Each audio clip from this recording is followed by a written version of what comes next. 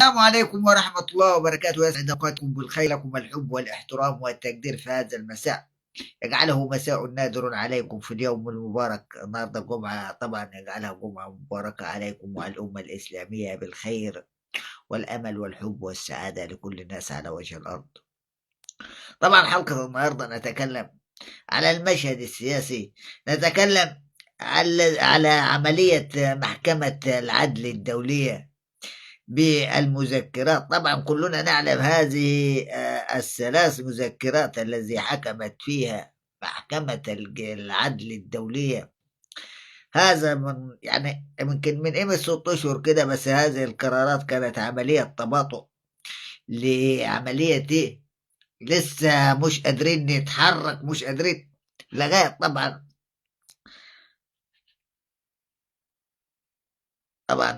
خرجت هذه الثلاث مذكرات لإدانة المنجوس بنيامين نتنياهو وجالنت. طبعا والمذكرة الثالثة لقائد حماس. نيجي عند المذكرة الثالثة، هذا هو فلسطيني يدافع عن احتلال أراضي. لماذا محكمة العدل الدولية ومحكمة الجنايات الدولية لم تفكر؟ لأن هذا يحاربون لتحرير أراضيهم. لماذا يدان صاحب الحق وصاحب الأرض؟ هو يدانون لأنهم يحاربون في عملية تحرير أراضيهم من الاحتلال الإسرائيلي. لماذا؟ ونرى بأعيننا لماذا محكمة العدل الدولية لم تدين الولايات المتحدة الأمريكية في تباطؤها مع هذا الكيان الصهيوني؟ لما نرى بأعيننا عملية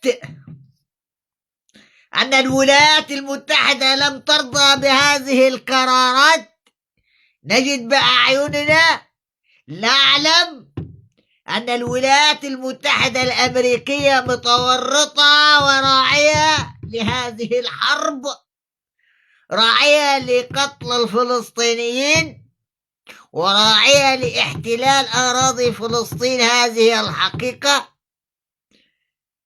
لماذا محكمة الجنايات الدولية لم تصدر قرارات بإدانة بايدن وكاميلا هاريس؟ إذا كنا كلنا نمشي على القوانين ونحترم القوانين، كل من تورط في قتل الفلسطينيين في عملية احتلال أراضي فلسطين يجب عليه يعاقب معاقبة دولية. ونيجي كذلك الأمر عند عملية الثلاث مذكرات الاعتقال. المذكرة الثالثة هي لو هنمشي على العدل، هذه المذكرة الثالثة التي تدين الفلسطينيين، هذه مرفوضة، لأن الفلسطينيين هم يحررون أراضيهم، هم يحاربون عشان يحررون أراضيهم من الاحتلال الغاشم. هذه الحقيقة. نجد للأنجاس الملاعين كذلك الأمر، يجد على محكمة العدل الدولية هذا لا ينفع معهم اعتقال، هذا ينفع معهم الإعدام، ليكونون عبرة لكل من يتزاوج وكل من يتخيل في قتل الإنسانية. يجب عليهم يعدمون. ويجب كذلك الأمر إذا كنا كلنا نحترم القوانين ونمشي عليها، يجب إدانة الولايات المتحدة، إدانة الإدارة السابقة الذي كان يرأسها الرئيس السابق بايدن، وكذلك الأمر كاميلا هاريس، يجب عليهم يعاقبون كما يعاقب الكيان الصهيوني. هذه الحقيقة التي نتكلم عليها في هذا اليوم. ومحكمة العدل الدولية ومحكمة الجنايات الدولية ومجلس الأمن كذلك الأمر، كلهم يعلمون الذي جرى في فلسطين من قتل الأطفال وقتل النساء. هل هو قتل الأطفال وقتل النساء الآلاف الذين قتلوا هو الحكم بالاعتقال لهذا الأنجاس؟ هذا يجب عليهم يطبق عليهم الإعدام ليكونون عبرة لكل من يتزاوج وكل من يتخيل في قتل الإنسانية. هذه الحقيقة. إذا كنا كلنا نكون عادلين، كفى ظلم في فلسطين. لماذا الحرب لم تتوقف الآن؟ لماذا الحرب لم تتوقف الآن؟ طبعا كلنا عارفين ان دارت اول طبعا ما المحكمة خرجت الثلاث مذكرات، طبعا عرفنا ان هو طلع يصرخ زي الحريم، طلع يصوت زي الحريم والله، او زي النسوين، عشان في ناس يعني اللغة الصعيدية يعني تقيلة على الناس شوية. طلع يصوت زي النسوين والله، طلع يصرخ، وفي نفس الوقت كلم بايدن نعمل لكم حلقة إن شاء الله على المكالمة اللي دارت بينه هو وبين بايدن والشلة اللي شاركوا في قتل الفلسطينيين. نعمل لكم حلقة كده إن شاء الله تعجبكم، لأن دول أنجاز، دول لم تكون في يوم من الأيام في قلبهم رحمة ولا شفاعة.